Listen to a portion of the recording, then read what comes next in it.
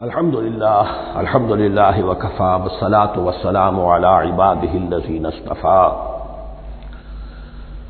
خصوصا علی افضلهم وخاتم النبیین محمد الامین وعلی آلہ وصحبہ اجمعین اما بعد فاعوذ باللہ من الشیطان الرجیم بسم اللہ الرحمن الرحیم ما ننسخ من آیت او ننسها نأت بخیر منها او مثلها الم تعلم ان اللہ علی کل شیء قدیر الم تعلم ان اللہ له ملک السماوات والارض وما لکم من دون اللہ من ولی ولا نصیر صدق اللہ العظیم۔ ان آیات مبارکہ کا ترجمہ اگرچہ ہم کر چکے ہیں، لیکن اس کا جو اصل مفہوم ہے اور اس کا پس منظر ہے اس کو سمجھنا ضروری ہے۔ آپ کو معلوم ہے کہ اللہ کا دین آدم سے لے کر این دم تک ایک ہی ہے۔ نوح کا دین، موسیٰ کا دین، عیسیٰ کا دین، محمد کا دین صلی اللہ علیہ وسلم علیہ والسلام دین ایک ہی ہے۔ شریعتوں میں فرق رہا ہے، اور یہ فرق جو رہا ہے اس کا اصل سبب یہ ہے کہ نوع انسانی مختلف اعتبارات سے ارتقاء کی مراحل طے کر رہی تھی۔ ذہنی پختگی، شعور کی پختگی، پھر سوشل ایولیوشن، تمدنی ارتقاء، یہ مسلسل جاری تھا۔ لہذا اس ارتقاء کے جس مرحلے میں رسول آئے اسی کی مناسبت سے ان کو تعلیمات دے دی گئی۔ ان میں وہ حصے بھی تھے کہ جو ایٹرنل ہیں، جو ہمیشہ رہیں گے، اور ایسے بھی تھے کہ جو اس زمانے کی مناسبت سے تھے۔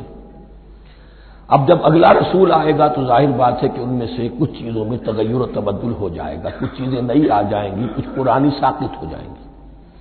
یہ پرانی چیزوں کا ساقط ہونا یہ کہلاتا ہے ناسخ ہونا، ناسخ و منسوخ کا مسئلہ، کہ وہ حکم منسوخ ہو گیا اور اس کی جگہ پر کوئی اور حکم آ گیا ہے۔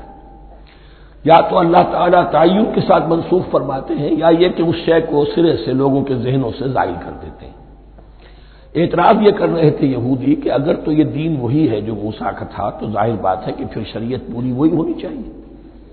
اس کے اعتراض کا جواب ہے جو یہاں دیا جا رہا ہے، اور یہی مسئلہ پھر قرآن میں بھی ہے۔ قرآن کی بھی تدریج کے ساتھ شریعت کی تکمیل ہوئی ہے۔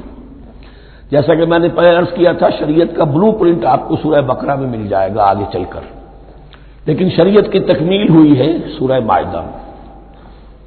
یہ جو تقریباً 5-6 سال کا وقفہ ہے، اس میں کچھ احکام شروع میں دیے گئے، پھر ان میں رد و بدل کر کے، اور پھر آخر میں الیوم اکملت لکم دینکم واتممت علیکم نعمتی ورضیت لکم الاسلام دینا۔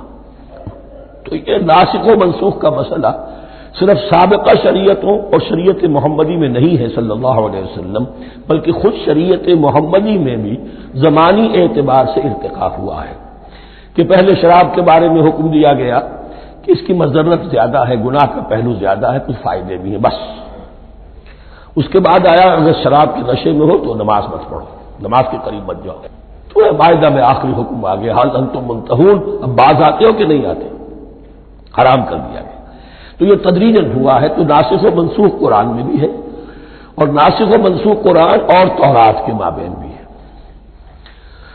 تو ہم نہیں منسوخ کرتے کوئی آیت یا بھلوا دیتے ہیں اس کو، نہ آتے بخیر منہا، ہم اس سے بھی بہتر لے آتے ہیں، او مثلہا، یا اس جیسی ہی۔ الم تعلم ان اللہ علی کل شیء قدیر، اب یہ کہ یہ تو اللہ کی اتھارٹی ہے، مالک الملک وہ ہے، دین اس کا ہے، اس میں وہ جس طریقے سے چاہے کسی چیز کے اندر تبدیلی پیدا کر دے۔ الم تعلم ان اللہ لہ ملک السماوات والارض ما لکم من دون اللہ من ولی ولا نصیر ام تريدون ان تسألوا رسولكم كما سئل موسى من قبل، کیا تم یہ چاہتے ہو کہ سوال کرو یا مطالبہ کرو اپنے رسول سے بھی اسی طرح کے جس طرح کی باتیں کی گئی تھی موسیٰ سے پہلے؟ مثلا ہم دیکھ چکے ہیں کہ ان سے کہا گیا کہ ہم نہیں مانیں گے جب تک کہ اللہ کو دیکھ نہ لے عیاناً، یا اسی طرح کے اور مطالبے جو حضرت موسیٰ علیہ السلام سے کیے جاتے تھے۔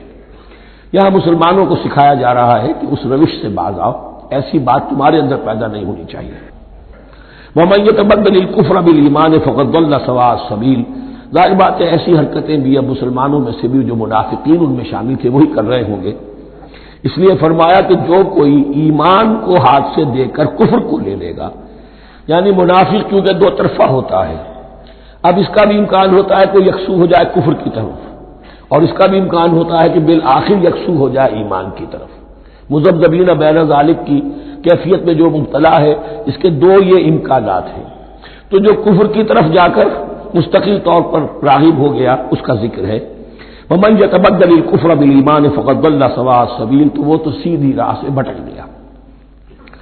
ود کثیر من اہل الکتاب لو یردونکم من بعد ایمانکم کفارا، اہل کتاب میں سے بہت سے لوگ ہیں جو چاہتے ہیں کہ کسی طرح لوٹا کر لے جائیں تمہیں تمہارے ایمان کے بعد پھر کفار بنا دیں۔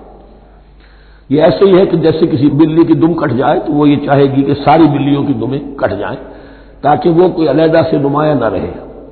تو وہ چاہتے تھے کہ یہ چیزیں جو ہیں ان کو واپس لے آیا جائے، اہل ایمان کو بھی کفر میں لے آیا جائے، حسدا من عند انفسہم، اور یہ ان کا طرز عمل ان کے حسد کی وجہ سے کہ کیوں یہ نعمت جو ہے ان کو دے دی گئی، من بعد ما تبین لهم الحق، اس کے بعد کہ ان پر حق بالکل واضح ہو چکا ہے، وہ جان چکے ہیں، پہچان چکے ہیں، کسی مغالطے میں نہیں ہے، غلط فہمی میں نہیں ہے۔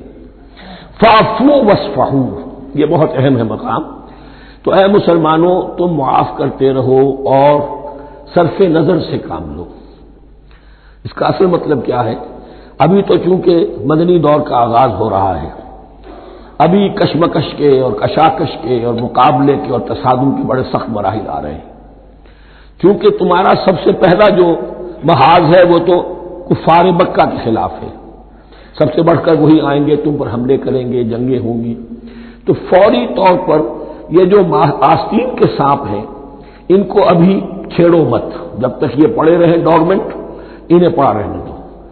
ایک وقت آئے گا یہاں یوں سمجھیے کہ یہ حکم دیا رہا ہے فی الحال انہیں چھیڑو مت، ان کے طرز عمل کے بارے میں زیادہ توجہ نہ دو، فاعفو، معاف کرتے رہو، درگزر کرتے رہو۔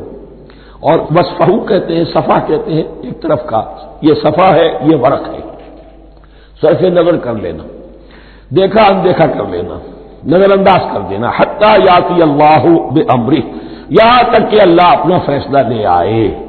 ایک وقت آئے گا کہ پھر مسلمانوں کو غلبہ آخری حاصل ہو جائے گا، اور جب جو یہ باہر کے دشمن ہیں ان سے تم نمٹ لو گے، پھر یہ کہ ان اندرونی دشمنوں کے خلاف بھی تمہیں اب آزادی دی جائے گی کہ ان کو بھی ان کے کیفر کردار تک پہنچا دو۔ ان اللہ علی کل شیء قدیر، یقیناً اللہ ہر چیز پر قادر ہے۔ واقیموا الصلاۃ وآتوا الزکاۃ، نماز قائم رکھو، زکوٰۃ دیتے رہو۔ وما تقدموا لانفسکم من خیر تجدوہ عند اللہ، اور جو کچھ بھی تم خیر میں سے، بھلائی میں سے اپنے لیے آگے بھیجو گے، کوئی مال خرچ کر رہے ہو تو خرچ کہاں ہو گیا؟ وہ تو اللہ کے ہاں ڈپازٹ ہو گیا، جمع ہو گیا۔ وما تقدموا لانفسکم من خیر تجدوہ عند اللہ، اسے اللہ کے پاس پاؤ گے۔ ان اللہ بما تعملون بصیر، یقیناً جو کچھ تم کر رہے ہو اللہ اسے دیکھ رہا ہے۔ وقالوا لن يدخل الجنة الا من كان هودا او نصارى، اب دیکھیں جب یہ نئی امت اب تشکیل پا رہی ہے تو یہودی اور نصرانی جو ایک دوسرے کے دشمن تھے مسلمانوں کے مقابلے میں جمع ہو گئے، انہوں نے کہنا یہ شروع کیا، وقالوا لن يدخل الجنة، ہرگز نہیں داخل ہوگا جنت میں، الا من كان هودا او نصارى، سوائے اس کے جو یا تو یہودی ہو یا نصرانی ہو۔ جیسے ہمارے ہاں بھی ہوتا ہے، اہل حدیث کے مقابلے میں دیوبندی بریلوی جمع ہو جائیں گے، چاہے وہ آپس میں ایک دوسرے کے ساتھ جو بھی ان کا بیر ہے وہ اپنی جگہ ہے۔ اسی طریقے سے اہل تشیع کے مقابلے میں شاید اور جو ہے سنت کے لوگ جمع ہو جائیں۔ تو ایک کامن اینمی جب آ جاتا ہے تو پھر یہ ہے کہ وہ لوگ جن کے اپنے اندر بڑی کنٹرڈکشنز ہیں وہ پھر ایک متحدہ بحث بناتے ہیں۔ وقالوا لن يدخل الجنة الا من كان هودا او نصارى تلك امانيهم، یہ لفظ دوبارہ آ گیا، یہ ان کی خواہشات ہیں، من گھڑت خیالات ہیں، ان کی وشفل تھنکنگ ہے۔ قل هاتوا برهانكم ان كنتم صادقين، کہو ان سے لاؤ کوئی دلیل اگر تم سچے ہو، دلیل کتاب سے لاؤ، کہیں تورات میں لکھا ہے یہ، کہیں یہ انجیل میں لکھا ہے، جو تورات اور جو انجیل تمہارے پاس ہے اسی میں سے دکھا دو کہ یہ لکھا ہوا ہو، کہیں لکھا ہوا نہیں۔ اب یہاں پر وہ یونیورسل ٹروتھ آ رہا ہے، بلا من اسلم وجهه للہ وهو محسن، کیوں نہیں؟ ہر وہ شخص کے جو اپنا چہرہ اللہ کے سامنے جھکا دے اور وہ محسن ہو، اس کا رویہ صدق پر، سچائی پر، حسن کردار پر مبنی ہو، سر کا جھکانا منافقانہ نہ ہو، جزوی نہ ہو کہ کچھ مانا کچھ نہیں مانا۔ بلا من اسلم وجهه للہ وهو محسن فلہ اجرہ عند ربہ، تو اس کے لیے اس کا اجر محفوظ ہے اس کے رب کے پاس۔ فلا خوف علیہم ولا هم يحزنون، نہ ان پر کوئی خوف ہوگا اور نہ ہی وہ حزن سے دوچار ہوں گے۔ یہ دوسری آیت ہے کہ جس سے کچھ لوگوں نے استدلال کیا ہے کہ ایمان بالرسالت ضروری نہیں ہے۔ اب دیکھیے اس کا جواب وہی ہوگا، نمبر ایک تو یہ، ہر جگہ پر ساری چیزیں بیان نہیں کی جایا کرتی، کوئی چیز کہیں بیان کی گئی، کوئی کہیں بیان کی گئی ہے۔ کتاب کو لینا ہے تو پوری کو پوری ایک کتاب کی حیثیت سے۔ دوسرا یہ کہ یہ سارا سلسلہ کرام جو ہے، جو دو بریکٹس کے مابین آ رہا ہے، اس میں پہلے سے ہے وَآمِنُوا بِمَا أَنزَلْتُ مُصَدِّقًا لِمَا مَعَكُمْ وَلَا تَكُونُوا أَوَّلَ كَافِرٍ بِهِ، تو وہ تو ضرب کھا رہی ہے اس پورے کے پورے مضامین کے سلسلے سے جو ان دو بریکٹوں کے درمیان آ رہا ہے۔ اب دیکھیے ایک طرف تو ان کا کہنا یہ تھا کہ جنت میں داخل نہیں ہوگا مگر وہی جو یہودی ہو یا نصرانی ہو۔ اب عمل کیا ہے؟ وَقَالَتِ الْيَهُودُ لَيْسَتِ النَّصَارَىٰ عَلَىٰ شَيْءٍ، یہودی کہتے ہیں نصارہ کی کوئی حیثیت نہیں، کوئی بنیاد نہیں، کوئی جڑ نہیں۔ وَقَالَتِ النَّصَارَىٰ لَيْسَتِ الْيَهُودُ عَلَىٰ شَيْءٍ، اور نصارہ کہتے ہیں کہ یہود کی کوئی بنیاد نہیں، بے بنیاد لوگ ہیں، کوئی حقیقت ان کی حقانیت ہے ہی نہیں۔ وَهُمْ يَتْلُونَ الْكِتَابَ، اور مزہ یہ ہے کہ دونوں ایک کتاب پڑھ رہے ہیں۔ اولڈ ٹیسٹمنٹ تو مشترک ہے یہودیوں میں اور عیسائیوں میں، یہ بہت اہم نقطہ ہے۔ اور جدید عیسائیت میں جو ایک بہت بڑی طاقت ابھر رہی ہے امریکہ میں، وہ ہے کہ جو عیسائیت کو جیوڈائز کر رہی ہے، کیونکہ رومن کیتھولک مذہب جو تھا اس نے تو چونکہ گویا کہ سارا رشتہ توڑ لیا تھا بائبل سے، سارا اختیار پوپ کے ہاتھ میں آ گیا تھا، لیکن پروٹیسٹنٹس نے پھر بائبل کو قبول کیا۔ اب اس کی منطقی انتہا یہ کہ اولڈ ٹیسٹمنٹ کے اوپر بھی اب ان کی توجہ ہو رہی ہے کہ آخر یہ بھی تو ہم مانتے ہیں کہ ہماری کتاب ہے اور اس میں جو کچھ لکھا ہے اس کو نظر انداز کیسے کر سکتے ہیں۔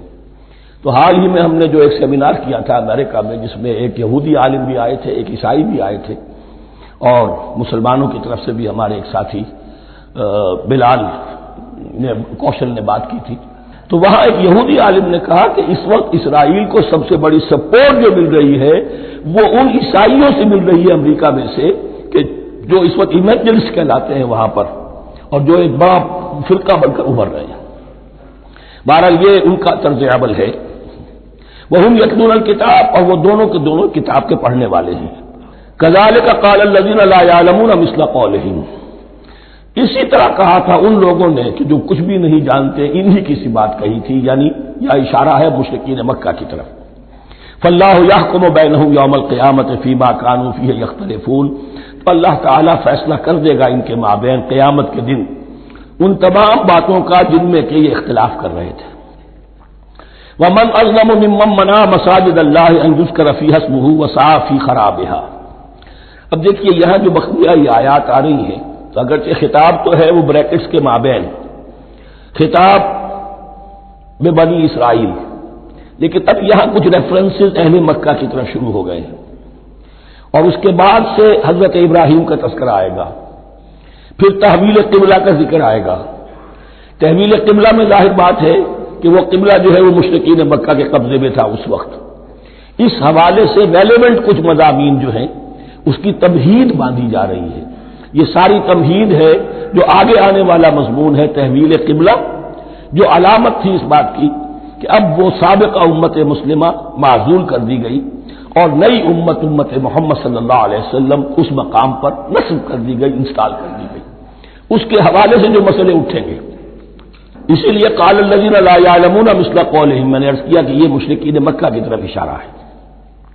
ومن اظلم ممن منع مساجد اللہ یذکر فیہا اسمہ، اس سے بڑھ کر ظالم کون ہوگا جو اللہ تعالی کی مسجدوں سے لوگوں کو روکے کہ وہ اس میں اس کا نام لے سکے، چونکہ مشرکین مکہ نے مسلمانوں کو محروم کر دیا تھا حرم سے، اب وہاں جانے کی ان کو اجازت نہیں تھی۔ سن 6 میں حضور گئے بھی ہیں، تب بھی یہ کہ صلح حدیبیہ ہو گئی، واپس آنا پڑا، عمرہ کرنے کی اجازت نہیں ملی، سن 7 میں پھر ہوا ہے۔ تو یہ 7 برس بہت شاہ گزرے ہیں، محمد الرسول اللہ صلی اللہ علیہ وسلم اور اہل ایمان پر۔ اب یہاں ذکر ہو رہا ہے ان کا، قریش کا۔ وَمَنْ أَظْلَمُ مِمَّنْ مَنَعَ مَسَاجِدَ اللَّهِ أَن يُذْكَرَ فِيهَا اسْمُهُ وَسَعَىٰ فِي خَرَابِهَا، اور وہ اس کی تخریب میں لگے ہوئے ہیں۔ یہ خراب تخریب سے اسی سے بنا ہے۔ یہ تخریب دو طرح کی ہوتی ہے، ایک ظاہری تخریب ہوتی ہے، کسی مسجد کو گرا دینا، اور ایک ظاہری نہیں باطنی معنوی وہ ہوتی ہے۔ وہ جو تخریب ہے وہ یہ ہے کہ توحید کی بجائے اسے شرک کا اڈا بنا دیا ہے۔ وہ تو دنیا کے متقدوں میں پہلا وہ گھر خدا کا، ہم اس کے پاسباں ہیں، وہ پاسباں ہمارا، 360 بت رکھ دیے گئے اس گھر میں لا کر، جو ابراہیم نے تعبیر کیا تھا توحید خالص کے لیے۔ وَسَعَىٰ فِي خَرَابِهَا، یہ لفظ ذرا نوٹ کر لیجئے، یہ ایک حدیث میں بھی آیا ہے، بڑی دلدوز حدیث ہے، اور میں چاہتا ہوں کہ آپ اسے ذہن میں رکھیں۔ حضور نے فرمایا یوشک ان یاتی علی الناس زمان، اندیشہ ہے کہ لوگوں پر یعنی میری امت پر ایک زمانہ ایسا بھی آ جائے گا، اب گنتے جائیے، لا یبقى من الاسلام الا اسمہ، اسلام میں سے اس کے نام کے سوا کچھ نہیں بچے گا، ولا یبقى من القرآن الا رسمہ، قرآن میں سے اس کے رسم الخط، الفاظ اور حروف کے سوا کچھ نہیں بچے گا، اسی کی اللہ تعالی نے ضمانت دی ہے، یہ محفوظ رہے گا رسم عثمانی۔ مساجدہم عامرۃ، ان کی مسجدیں آباد تو بہت ہوں گی، وہی خراب من الہدی، ہدایت سے خالی ہو جائیں گے، یہ خراب کے لفظ سے، ہی خراب من الہدی، وعلماؤہم شر الناس تحت عظیم السماء، اور ان کے علماء آسمان کی چھت کے نیچے کی بدترین انسان ہیں،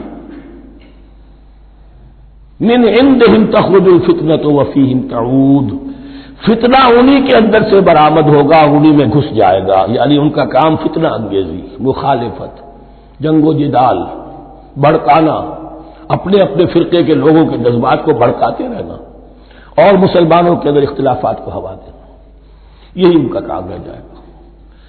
آج جن کو ہم علماء کہتے ہیں ان کی عظیم اکثریت اس کیفیت سے دوچار ہو چکی ہے۔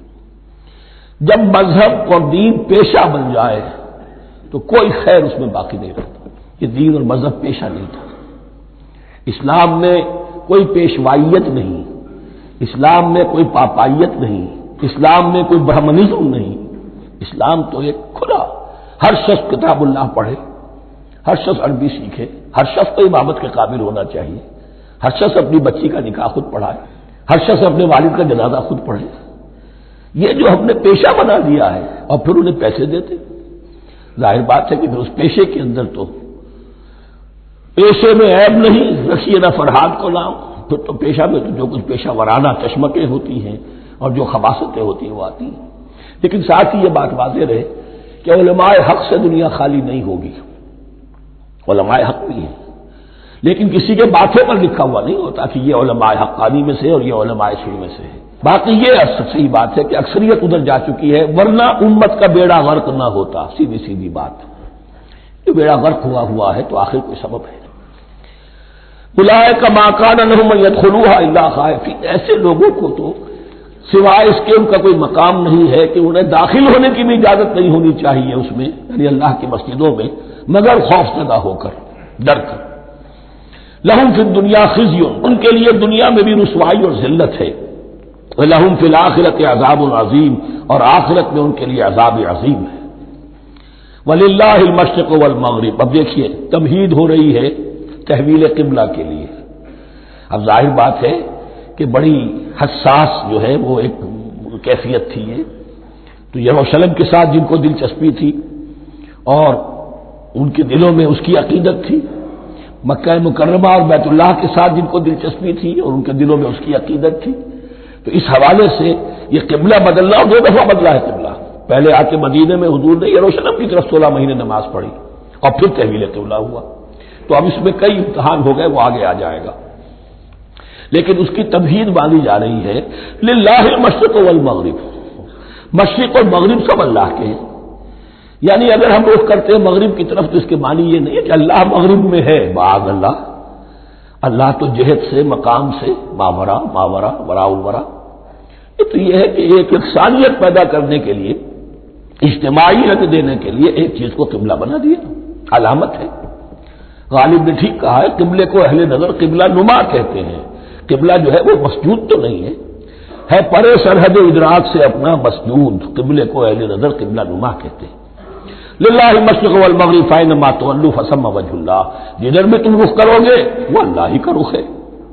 ان اللہ واسع علیم، یقینا اللہ بہت وسعت والا ہے، بہت وسعت والا ہے، وہ کسی سمت میں محدود نہیں ہے، اور علیم ہے، ہر شے کا جاننے والا ہے۔ دیکھیے یہاں یہ آیت کہہ کے اور چھوڑ دیا مسئلہ، اگلے مسئلے پر آ گئے۔ آگے آپ کو پتہ چلے گا کہ یہ در حقیقت ایک تمہید باندھی جا رہی ہے تحویل قبلہ کے لیے۔ وقالوا اتخذ اللہ ولدا سبحانہ، اور ان میں وہ بھی ہیں، اب ظاہر بات ہے یہاں پھر اشارہ ہو رہا ہے وہ اہل مکہ کی طرف، جنہوں نے یہ کہا ہے کہ اللہ نے اولاد اپنے لیے اختیار کی، یعنی وہ کہتے تھے کہ یہ جو فرشتے ہیں یہ اللہ کی بیٹیاں ہیں، نصارہ کہتے تھے کہ حضرت مسیح اللہ کے بیٹے ہیں، اور یہودیوں کا بھی ایک گروہ ایسا تھا جو حضرت عزیر کو اللہ کا بیٹا کہتا تھا۔ بل لہ ما فی السماوات والارض، نہیں، آسمانوں اور زمین میں جو کچھ ہے اسی کی ملکیت ہے، سب مخلوق ہے، مملوک ہے، خالق اور مالک صرف وہ ہے۔ کل لہ قانتون، اور سب کے سب اس کے فرما بردار ہیں، بڑے سے بڑا رسول، بڑے سے بڑا ولی، بڑے سے بڑا فرشتہ، بڑے سے بڑے اجرام سماویہ، سب کل لہ قانتون۔ بدیع السماوات والارض، وہ آسمان اور زمین کو پیدا کرنے والا ہے بغیر کسی شے کے۔ یہ ابداع اور خلق، ان میں فرق ہے۔ ابداع، بلکہ شاہ ولی اللہ دہلوی نے حجت اللہ البالغہ کا جو پہلا چیپٹر ہے اس کو یہی 3 عنوان دیے ہیں۔ اللہ تعالیٰ کے افعال بنیادی طور پر 3 ہیں، ابداع، خلق، تدبیر۔ ابداع ہے جسے انگریزی میں کہتے ہیں کریشن ایکس نہیلو، آدم میں محض سے کچھ بنا دیا، کچھ نہیں تھا اور بنا دیا، کن فیکون، یہ ابداع ہے۔ خلق ہے اب ایک چیز سے دوسری چیز بنانا، گارے سے انسان بنایا، یہ تخلیق ہے، آگ سے جن بنایا، یہ تخلیق ہے، نور سے فرشتے بنائے، یہ تخلیق ہے۔ تو ابداع بدیع وہ ہے کہ جس نے نئی چیز، اسی لیے بدعت ہمارے ہاں کہلاتی ہے وہ شے جو دین میں نہیں تھی اور خام خواہ لا کے شامل کر دی گئی، جس کی کوئی جڑ بنیاد دین میں نہیں ہے، وہ بدعت ہے۔ اس سے یہ لفظ بدیع السماوات والارض، وَإِذَا قَضَىٰ أَمْرًا فَإِنَّمَا يَقُولُ لَهُ كُن فَيَكُونُ، اس کی شان تو یہ ہے کہ جب وہ کسی معاملے کا فیصلہ کر لیتا ہے تو بس کہتا ہے کہ ہو جا، اور وہ ہو جاتی ہے۔ وَقَالَ الَّذِينَ لَا يَعْلَمُونَ لَوْلَا يُكَلِّمُنَا اللَّهُ وَتَأْتِينَا آیَةٌ، اور کہا ان لوگوں نے جو علم نہیں رکھتے، یہاں پھر وہی مشرکین مکہ کی طرف روئے سخن ہے، کیوں نہیں بات کرتا ہم سے اللہ، اور کیوں نہیں کوئی لے آتا ہمارے پاس کوئی نشانی۔ یہ میں عرض کر چکا ہوں، یہ مضمون جو ہے کہ ان کا مطالبہ تھا بہت شدت کے ساتھ کہ کوئی معجزے ویسے ہی دکھاؤ جیسے تم کہتے ہو کہ عیسیٰ نے دکھائے تھے، موسیٰ نے دکھائے تھے، تو ہمارے یہ مطالبے پورے کر دو، ہم مان لیں گے۔ یہ ذکر آئے گا سورہ انعام میں اور پھر سورہ بنی اسرائیل میں۔ کذالک قال الذین من قبلہم مثل قولہم، اسی طرح کی باتیں جو لوگ ان سے پہلے آئے تھے وہ بھی کہتے رہے۔ تشابہت قلوبہم، ان کے دل ایک دوسرے سے مشابہ ہو گئے ہیں۔ قد بینا الآیات لقوم یوقنون، اور ہم نے تو اپنی آیات کو واضح کر دیا ہے ان لوگوں کے لیے جو یقین کرنا چاہیں۔ انا ارسلناک بالحق بشیرا ونذیرا، اے نبی ہم نے آپ کو بھیجا ہے حق کے ساتھ بشیر اور نذیر بنا کر۔ بنیادی حیثیت آپ کی یہ ہے کہ آپ اہل حق کو بشارت دیں، فراح و ریحان و جنت نعیم، فسلام لک من اصحاب الیمین، یہ بشارت دیجیے۔ اور جو غلط راستے پر جائیں، کفر کریں، منافقت میں مبتلا ہوں، ملحد ہوں اور بدعملی کریں، ان کو آپ خبردار کر دیجئے کہ جہنم ان کے لیے تیار کر دی گئی ہے۔ آپ کا کام دعوت ہے، ابلاغ ہے، تبلیغ ہے، نصیحت ہے۔ ولا تسأل عن اصحاب الجحیم، آپ سے سوال نہیں کیا جائے گا جہنمیوں کے بارے میں کہ محمد یہ کیوں جہنم میں پہنچ گئے، ہم نے تمہیں بھیجا تھا، تمہارے ہوتے ہوئے یہ جہنمی کیوں ہو گئے، نہیں، یہ آپ کی ذمہ داری نہیں ہے۔ کون جنت میں جانا چاہتا ہے، کون جہنم میں جانا چاہتا ہے، یہ آدمی کا اپنا فیصلہ ہے۔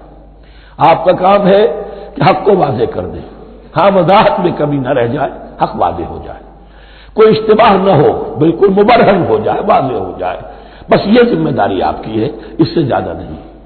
یہ مسئولیت جو ہوتی ہے، انسان اگر اپنی اصل مسئولیت سے زیادہ ذمہ داری اپنے سر پر ڈال لے تو اس سے بھی بہت بڑی بڑی گمراہیاں پیدا ہوتی ہیں، اور اس کا جو تذکرہ ہو رہا ہے بڑی گمراہی تو معاذ اللہ وہ تو ہمارے حوالے سے ہوتی ہے۔ ہمارے ہاں کی بہت سی جماعتیں جو ہیں اسی طرح کی غلطیوں کی وجہ سے وہ غلط راستوں پر پڑ گئی، پوری تحریکیں برباد ہو گئی۔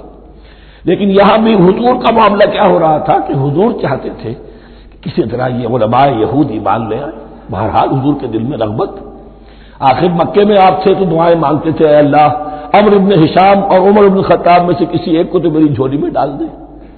تو اسی طرح کی دعا آپ نے کی ہوگی۔ فرمایا وَلَن تَرْضَىٰ عَنكَ الْيَهُودُ وَلَا النَّصَارَىٰ حَتَّىٰ تَتَّبِعَ مِلَّتَهُمْ۔ اے نبی کسی مغالطے میں نہ رہیے، ہرگز راضی نہیں ہوگے آپ سے نہ یہ یہودی اور نہ نصرانی، جب تک کہ آپ پیروی نہ کریں ان کی ملت کی۔ لہذا امید منقطع کر لیجیے، اس لیے کہ زیادہ امید ہو تو مایوسی ہو جاتی ہے۔ اقبال نے بہت خوب کہا ہے بندہ مومن کے بارے میں، جس کی امیدیں قلیل، جس کے مقاصد جلیل۔ مقصد اونچا لیکن امید قلیل رکھیے، اللہ چاہے گا تو ہو جائے گا، نہیں چاہے گا تو میرا کام تو اپنی حد تک اپنا فرض ادا کر دینا ہے۔ اس سے زیادہ کی جو ہے خواہش اپنے دل میں پالیں گے، کسی اجلت پسندی میں گرفتار ہو جائیں گے، کہیں دائیں بائیں ہک اور کرک کے ذریعے سے کہیں پہنچنے کی کوشش کریں گے اور اپنے آپ کو بھی برباد کر دیں گے۔ لن ترضى عنك اليهود ولا النصارى حتى تتبع ملتهم قل ان هدى الله هو الهدى، کہہ دیجئے دیکھو ہدایت تو ہے اللہ کی ہدایت۔ وَلَئِنِ اتَّبَعْتَ أَهْوَاءَهُمْ، اور نبی آپ بھی کان کھول کر سن لیں، اگر آپ نے ان کی خواہشات کی پیروی کی، یہاں ہم جوڑ دیں گے الفاظ بالفرض بفرض محال، اگر آپ نے ان کی خواہشات کی پیروی کی کہ کچھ چلو لے دو کر معاملہ کر لو، کچھ ان کی بات مانو، کچھ اپنی بات منوا لو۔ یہ مکے میں بھی قریش کی طرف سے بھی آیا تھا کہ کچھ اپنی بات منوا لیجیے، کچھ ہماری بات کمپرومائز کیجیے۔ اب ظاہر بات ہے کہ یہاں اب یہود کے ساتھ یہی معاملہ ہے۔ وَلَئِنِ اتَّبَعْتَ أَهْوَاءَهُمْ بَعْدَ الَّذِي جَاءَكَ مِنَ الْعِلْمِ مَا لَكَ مِنَ اللَّهِ مِنْ وَلِيٍّ وَلَا نَصِيرٍ، اور اگر بفرض محال آپ نے پیروی کی ان کی خواہشات کی، اس کے بعد کہ آپ کے پاس علم آ چکا، تو نہیں ہوگا کوئی بھی اللہ کے مقابلے میں آپ کے لیے کوئی مددگار یا حمایتی۔ معاذ اللہ معاذ اللہ، حق کی تلوار بڑی ننگی ہے، اور یہاں اللہ کا عدل یہ فرد سے فرد تک بدلتا نہیں ہے، نہ امت سے امت کی طرف بدلے گا، قوم اور کسی اور قوم سے ایک معاملہ، کسی دوسری قوم سے کوئی اور معاملہ نہیں۔ اللہ کے اصول ہیں، اللہ کے قوانین ہیں، اس کی فطرت ہے، فطرت اللہ التی فطر الناس علیہا، پھر یہ کہ اس کی سنت ہے، لن تجد لسنت اللہ تحویلا ولن تجد لسنت اللہ تبدیلا۔ الذین آتیناہم الکتاب یتلونہ حق تلاوتہ، وہ لوگ کہ جنہیں ہم کتاب دیتے ہیں وہ اس کی تلاوت کرتے ہیں جیسا کہ اس کی تلاوت کا حق ہے۔ اس پر میں نے اپنے کتابچے میں بحث کی ہے، تلاوت کا اصل حق کیا ہے۔ مسلمانوں پر قرآن مجید کے حقوق نامی کتابچہ، اب یہاں پہ تفصیل سے بیان کرنے کا وقت نہیں ہے، لیکن ایک بات جان لیجیے کہ تلاوت کا لفظ جو قرآن کے لیے قرآن نے اختیار کیا یہ بڑا ذو معنیین ہے۔ تلا یتلو ہم اسے بھی کہتے ہیں پڑھنا، اور تلا یتلو کسی کے پیچھے پیچھے چلنے کو کہتے ہیں۔ والشمس وضحاها والقمر اذا تلاها، سورج کے بعد پیچھے آتا ہے چاند۔ تو یتلو کے معنی کیا ہے؟ when you are reading the book you are following the text۔ بعض لوگوں کو دیکھا ہوگا انگلیوں کی چلتی ہے ساتھ ساتھ، وہ بیچارے جو زیادہ ماہر نہیں ہیں تو تاکہ نگاہ ادھر سے ادھر نہ ہو جائے، ایک سطح سے دوسری سطح پر نہ پہنچ جائے، انگلی بھی ساتھ ساتھ پھیرتے ہیں، تو فالوئنگ دی ٹیکسٹ۔ لیکن اس تلاوت کا اصل حق کیا ہوگا؟ جب آپ اس کتاب کو فالو کریں، اسے اپنا امام بنائیں، اس کے پیچھے چلیں، اس کا اتباع کریں، اس کی پیروی کریں، جس کی کہ دعا ہم کرتے ہیں وَاجْعَلْهُ لَنَا إِمَامًا وَنُورًا وَهُدًى وَرَحْمَةً، تو اللہ تو بنائے گا ہمارا امام اس کو اسی وقت جب کہ ہم فیصلہ کر دیں کہ ہم اس کتاب کے پیچھے چلیں گے۔ الذین آتیناہم الکتاب یتلونہ حق تلاوتہ اولئک یؤمنون بہ، جو اللہ کی کتاب کی تلاوت کا حق ادا کرے اور اس کی پیروی بھی کرے، وہی ہے جو اس پر ایمان رکھتے ہیں۔ جو نہ تلاوت کا حق ادا کرے نہ پیروی کرے، وہ دعویٰ کریں کہ ہمارا ایمان ہے تورات پر اور کتاب پر، تو یہ دعویٰ جو ہے جھوٹا دعویٰ ہے۔ میں وہ حدیث آپ کو سنا چکا ہوں، ما آمن بالقرآن من استحل محارمہ، جس شخص نے قرآن کی کسی حرام کردہ شے کو اپنے لیے حلال کر لیا، اس کا قرآن پر کوئی ایمان نہیں۔ ومن یکفر بہ فاولئک ھم الخاسرون، اور جو اس کا کفر کرے گا تو وہی لوگ ہیں خسارے میں رہنے والے۔ اب وہ بریکٹ بند ہو رہی ہے، وہ آیت کے جو چھٹے رکوع کے شروع میں آئی تھی دوبارہ آ گئی جوں کہ توں، یا بنی اسرائیل اذکروا نعمتی التی انعمت علیکم وانی فضلتکم علی العالمین۔ یہ ترتیب ذہن میں رکھیے۔ اور دوسری آیت بھی جو کہ توں، صرف یہ ہے کہ ترتیب تھوڑی سی بدلی ہے۔ بریکٹ یوں بناتے ہو تو اس کی چونچ ادھر ہوتی ہے تو اس کی چونچ ادھر ہوتی ہے، تو اسی طریقے سے ذہن میں رکھیے کہ دوسری آیت کی ترتیب تھوڑی سی بدل دی، درمیانی، اور وہ بھی درمیان میں چونچ والا معاملہ جو ہوتا ہے۔ واتقوا یوما لا تجزی نفس عن نفس شیئا، یہ تو جو کہ تو وہی ہے، ڈرو اس دن سے جس دن کوئی جان کسی دوسری جان کے کام نہ آ سکے گی۔ ولا يقبل منها عدل، وہاں کیا تھا ولا يقبل منها شفاعۃ، یہاں کیا آیا ولا يقبل منها عدل، نہ اس سے کوئی فدیہ قبول کیا جائے گا۔ ولا تنفعها شفاعۃ، یہ شفاعت بعد میں لے آئے، عدل پہلے لے آئے، وہاں شفاعت پہلے ہے عدل بعد میں، بس یہ تبدیلی ہے۔ ولا هم ينصرون، اور یہ پھر جو کا تو وہی جو پہلی آیت میں تھا، جو چھٹے رکوع کی دوسری آیت ختم ہوئی، نہیں انہیں کوئی مدد مل سکے گی۔ یہ جو حصہ تھا جو تقریباً 10 رکوعوں پر مشتمل تھا، سورہ بقرہ کے 18 رکوع کہ جن میں روح سخن ہے سابقہ امت مسلمہ کی طرف، 4 رکوع بڑے عموم کے حامل تھے، لیکن بین السطور وہاں بھی اشارے موجود تھے، روح سخن جو تھا وہ بنی اسرائیل کی طرف۔ 10 رکوعوں میں صراحت کے ساتھ ساری گفتگو انہی سے ہے، الا یہ کہ ایک جگہ مسلمانوں سے خطاب کر لیا، کچھ آخر میں اہل مکہ کا تذکرہ بھی ہو گیا۔ اب اس کے بعد ذکر شروع ہو رہا ہے حضرت ابراہیم علیہ السلام کا۔ وہ بات سمجھ لیجیے کہ کیا وجہ ہے اس کی۔ دیکھیے حضرت ابراہیم کی دفعے کی یہ 2 شاخیں چلی، ویسے تو 3 ہیں۔ عام طور پر لوگوں کے علم میں ہے کہ 2 بیویاں تھیں، حضرت ہاجرہ سے حضرت اسماعیل پیدا ہوئے، بڑے تھے، حضرت سارہ سے حضرت اسحاق، ان کے بیٹے یعقوب، یعقوب کے 12 بیٹے بنی اسرائیل۔ حضرت اسماعیل کو حضرت ابراہیم نے آباد کیا خانہ کعبہ کے پاس لا کر، بواد غیر ذی زرع، تو وہاں یہ جو ہے نسل چلی۔ لیکن نبوت جو ہے حضرت ابراہیم کے بعد حضرت اسماعیل کو تو ملی، اس کے بعد مسلسل یوں سمجھیے کہ تقریباً 3000 کا فصل ہے سالوں کا کہ کوئی نبوت اس شاخ میں نہیں آئی۔ نبوت کا سلسلہ چلا دوسری شاخ میں، حضرت یعقوب، حضرت اسحاق، حضرت یعقوب، حضرت یوسف، چلتے جائیے، حضرت موسیٰ اور ہارون سے شروع ہو کر حضرت عیسیٰ اور یحییٰ تک 1400 برس مسلسل۔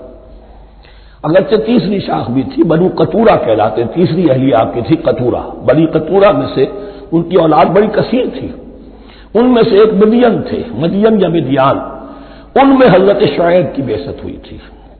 حضرت شعیب بھی حضرت ابراہیم کی نسل میں سے ہیں لیکن بنی مدیان میں سے۔ بہرحال اب چونکہ حضور کی بعثت ہوئی بنی اسماعیل میں، ادھر بنی اسرائیل ہے، ان سے یہ خطاب ہو رہا ہے سابقہ امت مسلمہ، اور اب یہ امامت الناس منتقل ہونے والی ہے بنی اسرائیل سے بنی اسماعیل کو۔ تو اب اگر اس انتقال کے وقت نقل، اگر وہ جو کامن فیکٹر ہے اس کا تذکرہ کیا جائے تو بات آسان ہو جائے گی۔ ابراہیم ہی تو جد امجد ہے نا تمہارے، تم یعقوب کی اولاد ہو ٹھیک ہے، لیکن یعقوب کس کے بیٹے تھے؟ اسحاق کس کے بیٹے تھے؟ ابراہیم کے۔ تو یہ دوسری نسل بھی تو ابراہیم ہی کی ہے۔ اس حوالے سے ان کے لیے سہل بنایا جا رہا ہے کہ بات کو سمجھو، یہ صرف یہ ہے کہ 2 پیڑھی اوپر جا کر مل گئے اور لانا خرچنا، اور حضرت ابراہیم نے خانہ کعبہ کی تعمیر کی اور اسے اب مرکز بنانا ہے اہل توحید کا، لہذا یہ ساری گفتگو اب شروع ہو رہی ہے۔ 4 رکوع اب وہ ہے 15 سے شروع ہو کر 18 تک، جن کا اصل مضمون ہے تحویل قبلہ۔ وَإِذِ ابْتَلَىٰ إِبْرَاهِيمَ رَبُّهُ بِكَلِمَاتٍ فَأَتَمَّهُنَّ، اور ذرا یاد کرو جب ابراہیم کو آزمایا اس کے رب نے بہت سی باتوں میں. میرا ایک کتاب چاہے حضرت ابراہیم کی شخصیت پر، حج اور عید الاضحیٰ اور ان کی اصل روح، اور اس میں ایک تحریر ہے، ایک تقریر ہے. جو تحریر ہے وہ مجھے بہت پسند ہے کہ کیسے کیسے امتحان آئے ہیں حضرت ابراہیم علیہ السلام پر. فَأَتَمَّهُنَّ، اب یہ ایک جملے میں ایک پوری داستان ہے. اس نے ان سب کو پورا کیا، سب میں پاس ہو گیا، ہر امتحان سے کامیابی کے ساتھ وتھ فلائنگ کلرز ہر امتحان سے نکلے. قال انی جاعلک للناس اماما، تب ہم نے کہا اے ابراہیم اب میں تمہیں نوع انسانی کا امام بنانے والا ہوں. قال ومن ذریتی، انہوں نے کہا اور میری نسل کے بارے میں بھی یہ وعدہ ہے کہ نہیں؟ قال لا ینال عہد الظالمین، فرمایا میرا یہ عہد ظالموں سے متعلق نہیں ہوگا. مطلب کیا ہوا کہ تمہاری نسل میں سے جو صاحب ایمان ہوں گے، نیک ہوں گے، سیدھے راستے پر چلیں گے، ان سے ہمارا وعدہ ہے، لیکن نسلیت کی بنیاد پر نہیں ہے کہ جو بھی تمہاری نسل میں سے لازماً وہ اس وعدے کا مصداق بن جائے. وَإِذْ جَعَلْنَا الْبَيْتَ مَثَابَةً لِلنَّاسِ وَأَمْنًا، اور یاد کرو جب کہ ہم نے گھر کو، اپنے گھر کو، بیت اللہ کو قرار دے دیا لوگوں کے لیے زیارت کی جگہ، لوٹ کے آنے، لوٹ کر آؤ، حج کرو. مثابۃ للناس وامنا، اور اسے امن کا گھر قرار دے دیا. فاتخذوا من مقام ابراہیم مصلی، اور ہم نے حکم دیا کہ مقام ابراہیم کو اپنی جائے نماز بنا لو، نماز پڑھنے کی جگہ بنا لو. آج کل تو بعض علماء نے یہ کہا ہے کہ مقام ابراہیم سے مراد کوئی خاص پتھر نہیں ہے، بلکہ اصل میں وہ تو پوری جگہ جو تھی وہ مقام ابراہیم، حضرت ابراہیم وہاں آباد ہوئے تھے. لیکن صحیح بات وہی ہے جو ہمارے سلف سے چلی آ رہی ہے، روایات پختہ ہیں اس کے بارے میں کہ جس طریقے سے حجر اسود جنت سے آیا ہے، ایسے ہی یہ بھی ایک پتھر تھا کہ جو جنت سے لایا گیا حضرت ابراہیم کے لیے جب وہ تعمیر کر رہے تھے. کوئی اور ذرائع تو ابھی تھے ہی نہیں، اس کے اوپر وہ کھڑے ہوتے تھے اور یہ پتھر ہی اونچا ہوتا جاتا تھا خود. اب جیسے جیسے تعمیر اوپر جا رہی ہے تو اس کے لیے یہ پتھر اونچا ہوتا تھا. وہ پتھر ہے جو مقام ابراہیم اب بھی محفوظ ہے، اور وہاں پر پھر طواف کر کے کعبے کا مکمل، پھر اس کے آس پاس جو ہے 2 رکعت جو ہے وہ ادا کی جاتی ہے نماز. وَعَهِدْنَا إِلَىٰ إِبْرَاهِيمَ وَإِسْمَاعِيلَ أَن طَهِّرَا بَيْتِيَ لِلطَّائِفِينَ وَالْعَاكِفِينَ وَالرُّكَّعِ السُّجُودِ، اور ہم نے عہد لے لیا تھا ابراہیم اور اسماعیل سے کہ تم دونوں ہمارے اس گھر کو، بیتیا میرے اس گھر کو پاک رکھو. اب یہ تطہیر بھی دونوں طرح کی ہوگی، ظاہری صفائی بھی ہو، گند نہ ہو، تاکہ زائر آئیں تو ان کے دلوں میں جو کدورت پیدا نہ ہو، کوفت نہ ہو، کھلی فضا ہو، صاف رکھو. اور تطہیر باطنی، وہاں توحید کا چرچا ہو، کوئی اور کفر اور شرک جو ہے وہ نہ آنے پائے. ان طہرا بیتی للطائفین والعاکفین، طواف کرنے والوں کے لیے، اعتکاف کرنے والوں کے لیے، والرکع السجود، اور رکوع اور سجود کرنے والوں کے لیے. وَإِذْ قَالَ إِبْرَاهِيمُ رَبِّ اجْعَلْ هَٰذَا بَلَدًا آمِنًا وَارْزُقْ أَهْلَهُ مِنَ الثَّمَرَاتِ مَنْ آمَنَ مِنْهُمْ بِاللَّهِ وَالْيَوْمِ الْآخِرِ. اور یاد کرو جب کہ ابراہیم نے کہا تھا اے میرے پروردگار اس گھر کو امن کی جگہ بنا دے، اور اس کے رہنے والوں، اس کے ہاں آباد ہونے والوں کو یعنی بنی اسماعیل کے لیے ان کو رزق عطا فرما، میووں کا اور پھلوں کا. من آمن منہم باللہ والیوم الآخر.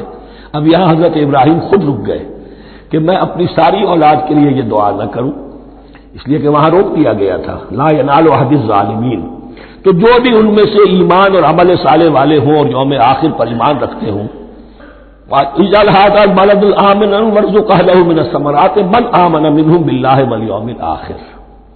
اب یہاں دیکھیے اللہ تعالیٰ نے گویا کہ ہم کہیں گے ازرہ شفقت مسکراتے ہوئے گویا کہ فرمایا کہ ابراہیم قال ومن کفر، تمہاری اولاد میں سے جو کفر کرے گا فأمتعه قلیلا، اس کو بھی میں دنیا کا ساز و سامان تو دوں گا، امامت میں شامل نہیں کر سکتا، لیکن یہ کہ دنیاوی طور پر مال و متاع جو ہے وہ ان کو بھی میں دوں گا. ومن کفر فأمتعه قلیلا ثم اضطره الى عذاب النار، ہاں پھر اسے کشاں کشاں لے آؤں گا جہنم کے عذاب کی طرف. وبئس المصیر، اور وہ بہت ہی بری جگہ ہے لوٹنے کی. وَإِذْ يَرْفَعُ إِبْرَاهِيمُ الْقَوَاعِدَ مِنَ الْبَيْتِ وَإِسْمَاعِيلُ، اور یاد کرو جب کہ ابراہیم اٹھا رہے تھے ہمارے گھر کی بنیادوں کو، اور اسماعیل باپ بیٹا دونوں لگے ہوئے تھے۔ یہاں لفظ جو قواعد آیا ہے اس کو نوٹ کیجئے، قواعد قاعدے کی جمع ہے اور یہ بنیادوں کو کہا جاتا ہے، اور اس میں اشارہ ہے حضرت ابراہیم اصل معمار اور بانی نہیں ہے کعبے کے، کعبہ بنایا ہے حضرت آدم نے۔ ان اول بیت وضع للناس للذی ببکۃ، پہلا گھر۔ اب کیسے ممکن تھا حضرت آدم علیہ السلام کے زمانے سے لے کر اور حضرت ابراہیم تک کم و بیش جو ہے 4000 برس ہے، عام اندازہ جو ہے تورات کا اگر آپ لگائیں تو کوئی مسجد نہیں بنی ہوگی کیا؟ یہ پہلا گھر ہے، پہلا وہ گھر خدا کا۔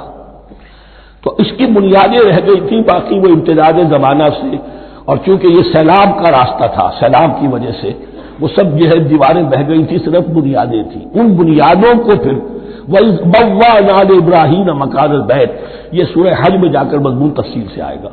اب میں آئے گا کہتا ہوں، آ چکا ہے حقیقت کے اعتبار سے، اس لیے کہ یہ ساری مکی صورتیں ہیں جو نازل ہو چکی ہیں سورہ بقرہ سے بہت پہلے۔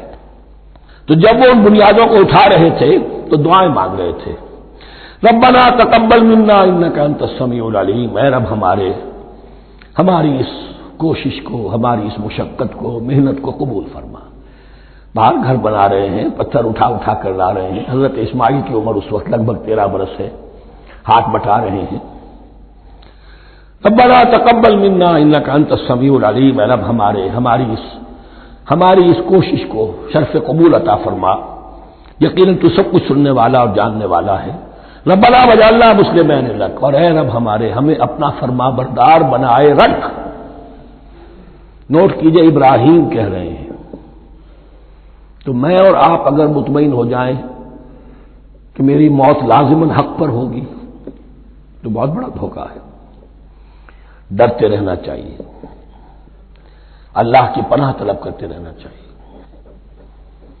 ربنا وجعلنا مسلمین لک، اے اللہ ہم دونوں کو اپنا فرما بردار بنائے رکھ، ومن ذریتنا امۃ مسلمۃ لک، اور ہم دونوں کی نسل میں سے اٹھائیو برپا کی جو ایک امت جو تیری فرما بردار امت ہو۔ وارنا مناسکنا، اور اے پروردگار تیرا گھر تو ہم نے یہ بنا دیا، اب اس کے جو رسومات ہیں وہ ہمیں سکھا، جو مناسک حج ہیں، ارنا مناسک، اب کیسے حج کریں، کیا آداب ہوں گے، طواف کیسے ہوگا، کیا کریں گے۔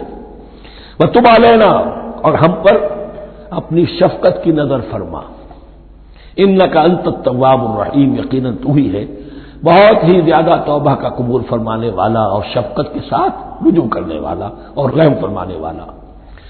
ربنا وبعث فیہم رسولا منہم، اور اے ہمارے پروردگار ہماری اس نسل میں، اب چونکہ ہماری نسل مراد ہے بنی اسماعیل، بنی اسرائیل اسماعیل کی نسل میں سے تو نہیں ہے نا، یہاں دونوں کی نسل سے مراد ہے تو وہ بنی اسماعیل، ہماری اس نسل میں اٹھائی ہو ایک رسول انہی میں سے، باہر کا نہ ہو، کوئی مغایرت کا اجنبیت کا پردہ حائل نہ ہو، وہ کیا کرے، یتلو علیہم آیات کا، تیری آیات ان کو پڑھ کر سنائے، وَيُعَلِّمُهُمُ الْكِتَابَ وَالْحِکْمَةَ، اور صرف سنائے نہیں، تعلیم دے انہیں کتاب اور حکمت کی۔ صرف سنا دینا تو بہت آسان کام ہے، سکھانا، تعلیم دینا، دلوں میں بٹھانا، اور حکمت، وَيُزَكِّيهِمْ، اور ان کو پاک کرے، ان کا تزکیہ کرے، ان کے دلوں میں تیری محبت اور آخرت کی طلب کے سوا کوئی طلب باقی نہ رہنے دے۔ انک انت العزیز الحکیم، یقیناً پروردگار تو ہی ہے زبردست اور کمال حکمت والا۔ وَمَن يَرْغَبُ عَن مِّلَّةِ إِبْرَاهِيمَ إِلَّا مَن سَفِهَ نَفْسَهُ، اور ایسا شخص کون سا ہوگا جو ابراہیم کے طریقے سے منہ موڑے۔ یہ رغبت کا نظر بھی زبان میں دونوں طرف جاتا ہے، رغبہ الی، کسی شے کی طرف رغبت ہونا، محبت ہونا، میلان ہونا، اور رغبہ عن، کسی شے سے متنفر ہونا، کسی شے سے ابا کرنا، اس کو چھوڑ دینا۔ وَمَن يَرْغَبُ عَن مِّلَّةِ إِبْرَاهِيمَ إِلَّا مَن سَفِهَ نَفْسَهُ، سوائے اس کے جس نے اپنے آپ کو حماقت ہی میں مبتلا کرنے کا فیصلہ کر لیا ہو، اور کون ہوگا جو ابراہیم کے طریقے سے منہ موڑے۔ وَلَقَدِ اصْطَفَيْنَاهُ فِي الدُّنْيَا، اور ہم نے تو اسے دنیا میں بھی پسند کر لیا تھا، چن لیا تھا۔ وَإِنَّهُ فِي الْآخِرَةِ لَمِنَ الصَّالِحِينَ، اور یقیناً آخرت میں بھی وہ ہمارے صالح بندوں میں سے ہوں گے۔ اذ قال له ربه اسلم قال اسلمت لرب العالمین، جب جب کہا اس سے اس کے پروردگار نے کہ مانو میرا حکم، اس نے کہا پروردگار قبول ہے تیرا حکم، یہاں تک کہ ذبح کرو بیٹے کو، حاضر۔ یہ آخری امتحان تھا، آخری 100 برس کی عمر میں، 87 برس کی عمر میں دعائیں مانگ مانگ کر بیٹا لیا تھا اسماعیل۔ حضرت سارہ کے ہاں کوئی اولاد نہیں ہوئی تھی، اب وہ 13 برس کا تھا، بازو بن گیا تھا، اور اس وقت ذبح کرنے کا حکم آیا۔ جب بھی کہا ہم نے مانو ہمارا حکم، قال اسلمت لرب العالمین، اللہ تعالی ہمیں بھی توفیق دے کہ اس کی پیروی کریں۔ ووصى بها ابراہیم وبنیہ ویعقوب، اور اسی کی وصیت کی تھی ابراہیم نے بھی اپنے بیٹوں کو اور یعقوب نے بھی۔ یا بنی، وہ کیا تھی نصیحت؟ ہے میرے بیٹو، ان اللہ اصطفیٰ لکم الدین، دیکھو اللہ نے تمہارے لیے دین کو پسند فرما لیا ہے۔ کون سا دین؟ فلا تموتن الا وانتم مسلمون، اور دیکھنا موت نہ آنے پائے مگر فرما برداری کی حالت میں۔ یہی بات آئے گی سورہ آل عمران میں مسلمانوں سے خطاب کر کے، یا ایھا الذین آمنوا اتقوا اللہ حق تقاتہ ولا تموتن الا وانتم مسلمون، اور ان الدین عند اللہ الاسلام ومن یبتغ غیر الاسلام دینا فلن یقبل منہ۔ ام کنتم شہداء اذ حضر یعقوب الموت، کیا تم اس وقت موجود تھے جب یعقوب کی موت کا وقت آیا؟ جب آدم کی یعقوب پر موت، یہ لفظی ترجمہ ہوگا، اذ حضر یعقوب الموت اذ قال لبنیہ ما تعبدون من بعدی، حضرت یعقوب نے اپنے سارے بیٹوں کو جمع کیا، 12 کے 12، اور مصر میں پہنچ چکے تھے یہ حضرت یوسف علیہ السلام کے ذریعے سے، جو سورہ یوسف میں ساری کہانی آئے گی، وہاں انتقال ہوا۔ تو انہوں نے اپنے بیٹوں کو جمع کیا، اس قال لبنیہ ما تعبدون من بعدی، میرے بعد تم کس کی پوجا کرو گے، کس کی پرستش کرو گے؟ یہ بات نہیں تھی کہ انہیں معلوم نہیں تھا، لیکن یہ کہ ایک میثاق، قول و قرار اور پختہ کرنے کے لیے۔ قالوا نعبد الہک و الہ آبائک ابراہیم و اسماعیل و اسحاق، کہا کہ ہم پوجیں گے، بندگی کریں گے، پرستش کریں گے آپ کے معبود کی اور آپ کے آبا ابراہیم، اسماعیل اور اسحاق کے معبود کی، اور یہ کوئی مختلف معبود نہیں ہے، الہ واحد، وہ تو ایک ہی الہ ہے۔ وَنَحْنُ لَهُ مُسْلِمُونَ، ہم اس کے لیے اس کے سامنے سر جھکاتے ہیں، اسی کی فرما برداری کا اقرار کرتے ہیں۔ تِلْكَ أُمَّةٌ قَدْ خَلَتْ، یہ آیت 2 مرتبہ آئے گی اسی رکوع میں۔ یہ ایک گروہ تھا انسانوں کا جو گزر گیا، ابراہیم، اسماعیل، اسحاق، یعقوب، ان کی اولاد، قد خلت، وہ گزر گئے۔ لہا ما کسبت ولکم ما کسبتم، ان کے لیے تھا جو انہوں نے کمایا، اور تمہارے لیے ہوگا جو تم کماؤ گے۔ یعنی یہاں پدرم سلطان بود کا کوئی مقام نہیں ہے، ہر شخص کے لیے اپنا عمل، اپنا ایمان، اپنی کمائی۔ ولا تسألون عما كانوا يعملون، تم سے یہ نہیں پوچھا جائے گا کہ وہ کیا کرتے تھے، تم سے پوچھا جائے گا تم کیا کر کے لائے ہو۔ تو راچے ہے پدرم سلطان بود، تو راچے ہے، تم کیا ہو بھائی، تو اپنی بات کرو، باپ تمہارا سلطان تھا، ہوگا۔ وقالوا كونوا هودا أو نصارى تهتدوا، لیکن اس پس منظر میں اب ان کی خباثت کو نمایاں کیا جا رہا ہے کہ یہ تو تھی وصیت ابراہیم کی اور یعقوب کی، اور اس وقت کے یہود و نصارہ کا کیا رویہ ہے؟ قالوا كونوا هودا أو نصارى تهتدوا، وہی متحدہ محاذ حضور کے خلاف۔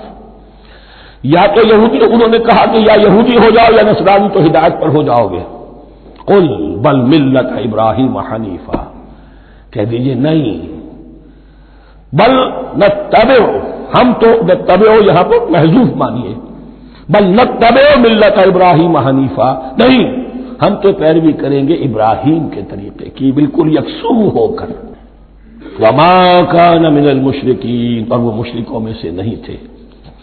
قولوا آمنا باللہ، اب یہاں مسلمانوں کو حکم دیا جا رہا ہے، دیکھو تم ان کے جو کچھ وہ کہتے ہیں اس کے جواب میں تم یہ کہو، قولوا کہو آمنا باللہ، ہم ایمان رکھتے ہیں اللہ پر، وما انزل الینا، اور جو کچھ نازل کیا گیا ہماری جانب، وما انزل الی ابراہیم و اسماعیل و اسحاق و یعقوب، اور جو کچھ نازل کیا گیا ابراہیم اور اسماعیل اور اسحاق اور یعقوب کی طرف، والاسباط اور ان کی اولاد کی طرف، وما اوتی موسیٰ و عیسیٰ، اور جو کچھ دیا گیا موسیٰ کو اور عیسیٰ کو، وما اوتی النبیون من ربہم، اور جو کچھ دیا گیا تمام نبیوں کو ان کے رب کی طرف سے، لا نفرق بین احد منہم، ہم ان میں سے کسی کے مابین تفریق نہیں کرتے، ہم سب کو مانتے ہیں۔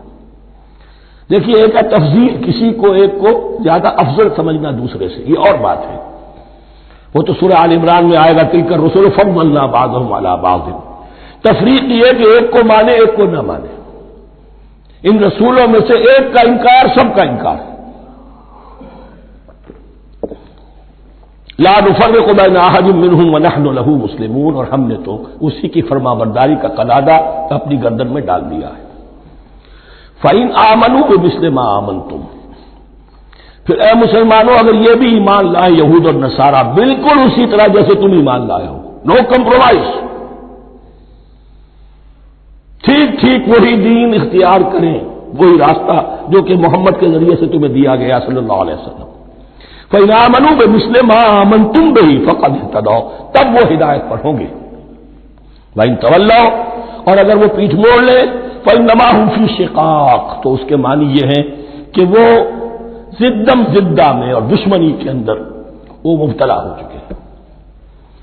فَسَيَكْفِيكَهُمُ اللَّهُ، تو اے نبی آپ کے لیے ان کے مقابلے میں اللہ کافی رہے گا، آپ فکر نہ کریں، آپ کسی کمپرومائز کی دعوت کی طرف توجہ ہی نہ دیں، کچھ دو کا معاملہ سوچیں بھی نہ، ان کی مخالفتوں سے آپ مرعوب نہ ہوں، ان کی دھمکیوں کا کوئی اثر نہ دے۔ فَسَيَكْفِيكَهُمُ اللَّهُ، اللہ کافی رہے گا آپ کے لیے ان سب کے مقابلے میں۔ وَهُوَ السَّمِيعُ الْعَلِيمُ، اور یقیناً وہ سب کچھ سننے والا اور جاننے والا ہے۔ ایسا نہیں ہے کہ اسے معلوم نہ ہو کہ آپ اس وقت کن حالات میں ہیں، کیسی مشکلات میں ہیں، کس طرح کی نازک صورتحال دن بدن جو ہے شکل بدل رہی ہے، لیکن آپ قائم ہیں۔ یہ ہے جگہ جہاں پر خون پڑا ہوا ہے، اس نسخے میں جو حضرت عثمان تلاوت فرما رہے تھے، اور اس وقت باغیوں نے انہیں شہید کیا ہے۔ ان کی زوجہ محترمہ نائلہ، انہوں نے بچانا چاہا ہے تو ان کی انگلیاں کٹ گئیں، اور خون جو ہے وہ فَسَيَكْفِيكَهُمُ اللَّهُ، ان الفاظ پر وہ خون پڑا ہے، وہ دم اب بھی موجود ہے۔ وَهُوَ السَّمِيعُ الْعَلِيمُ، اور وہ سب کچھ سننے والا اور جاننے والا ہے۔ صبغۃ اللہ، کیا معنی یہاں پر بھی ایک آپ کو محذوف ماننا ہوگا، اخترنا صبغۃ اللہ، ہم نے تو اختیار کر لیا ہے اللہ کے رنگ کو۔ وَمَنْ أَحْسَنُ مِنَ اللَّهِ صِبْغَةً وَنَحْنُ لَهُ عَابِدُونَ، اور اللہ سے بہتر رنگ کس کا ہوگا، اور ہم تو بس اسی کی بندگی، اسی کی پرستش کرنے والے ہیں۔ قُلْ أَتُحَاجُّونَنَا فِي اللَّهِ وَهُوَ رَبُّنَا وَرَبُّكُمْ، اے نبی ان سے کہیے کہ کیا تم ہم سے محاجہ کر رہے ہو، حجت بازی کر رہے ہو، جھگڑ رہے ہو، دلیل بازی کر رہے ہو اللہ کے بارے میں؟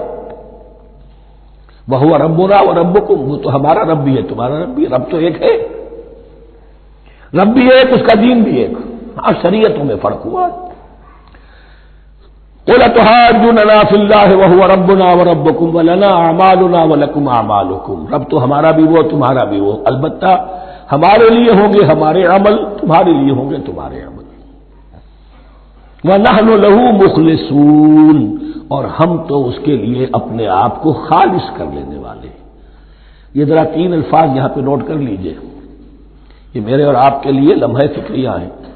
نحن لہ مسلمون، 136ویں آیت اس پر ختم ہوئی، ہم اس کے سامنے سر تسلیم خم کرتے ہیں، ان میں سے تو ہم بھی شامل ہیں۔ نحن لہ عابدون، آیت نمبر 138، ہم اس کی بندگی کرنے والے ہیں، اسی کی بندگی کرنے والے ہیں۔ تو صرف اسلام نہیں، عبادت اور ٹوٹل عبادت، ٹوٹل بندگی، پوری زندگی میں اس کے ہر حکم کی پیروی اور اطاعت۔ اس سے آگے بات آئی وَنَحْنُ لَهُ مُخْلِصُونَ، یہ عبادت اخلاص کے ساتھ نہیں ہے تو منافقت ہے۔ اس عبادت سے کوئی دنیا کی منفعت پیش نظر نہ ہو، سوداگری نہیں، یہ عبادت خدا کی ہے۔ دنیا بنانا، دنیا کمانا، دین کو ذریعہ بنانا، اس سے بڑی اور اس سے گری ہوئی کوئی حرکت نہیں۔ اخلاص، حضور نے فرمایا من صلی یرائی فقط اشرکا ومن صام یرائی فقط اشرکا ومن تصدق یرائی فقط اشرکا۔ جس نے نماز پڑھی دکھاوے کے لیے اس نے شرک کیا، جس نے روزہ رکھا دکھاوے کے لیے اس نے شرک کیا، اور جس نے صدقہ خیرات دیا دکھاوے کے لیے اس نے شرک کیا۔ فنحن له مخلصون، نحن له مسلمون، نحن له عابدون، نحن له مخلصون۔ اللهم ربنا اجعلنا منهم، اللهم ربنا اجعلنا منهم۔ ام تقولون ان ابراہیم واسماعیل واسحاق ویعقوب والاسباط كانوا هودا او نصارى؟ کیا تمہارا کہنا یہ ہے کہ ابراہیم اور اسماعیل اور اسحاق اور یعقوب اور ان کی اولاد یہودی تھے یا نصرانی تھے؟ تم جو کہتے ہو کہ یا یہودی ہو جاؤ یا نصرانی تب ہدایت پاؤ گے، تو ابراہیم یہودی تھے یا نصرانی؟ اور اسحاق اور یعقوب اور یوسف اور موسیٰ اور عیسیٰ یہ کون تھے؟ یہی بات آج مسلمانوں کو سوچنی چاہیے۔ محمد الرسول اللہ اور ان کے اصحاب دیوبندی تھے یا بریلوی تھے یا اہل حدیث تھے یا شیعہ تھے یا سنی تھے؟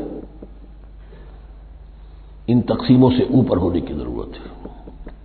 اللہ کے ساتھ اخلاص کا تقاضا یہ ہے، ٹھیک ہے ایک فقہی مسلک کے اعتبار سے ایک شخص کسی مسلک کی پیروی کر رہا ہے، لیکن اپنے آپ کو اس سے آئیڈینٹیفائی کرانا اور اس مسلک کو مقدم رکھنا دین پر، اور اس مسلک ہی کے لیے محنت اور مشقت اور بھاگ دوڑ تبلیغ ہو رہی ہے اسی کی، یہ چیز بالکل اس اصل حقیقت کے خلاف ہے کہ جو اللہ کے دین نے ہمیں سکھائی۔ ام تقولون ان ابراہیم واسماعیل واسحاق ویعقوب والاسباط كانوا هودا او نصارى قل انتم اعلم ام اللہ، کہیے ان سے کہ تم زیادہ جانتے ہو یا اللہ زیادہ جانتا ہے۔ ومن اظلم ممن كتم شهادة عنده من اللہ، کان کھول کر سن لو، اس سے بڑھ کر ظالم کون ہوگا جس نے اللہ کی ایک گواہی جو اس کے پاس تھی اسے چھپا لیا۔ تمہارے پاس گواہیاں ہیں، علماء یہود جانتے تھے یہ اللہ کے رسول ہیں جن کے ہم منتظر تھے، اس گواہی کو چھپائے بیٹھے۔ ومن اظلم ممن كتم شهادة عنده من اللہ وما اللہ بغافل عما تعملون، اور اللہ ہرگز غافل نہیں ہے کہ اس سے جو تم کر رہے ہو۔ تلک امۃ قد خلت، یہ گروہ مقدس جماعت تھی یہ جس کے یہ گلے سرسبد تھے، یہ گزر گئے۔ لہا ما کسبت ولکم ما کسبتم، جو کمائی انہوں نے کی، جو عمل انہوں نے کمائے وہ ان کے لیے، تمہارے لیے نہیں۔ تمہارے لیے وہ ہوگا جو تم کماؤ گے۔ ولا تسألون عما كانوا يعملون، اور تم سے ان کے عمل کے بارے میں نہیں پوچھا جائے گا کہ انہوں نے کیا کیا، تم سے سوال یہ ہوگا کہ تم نے کیا کیا۔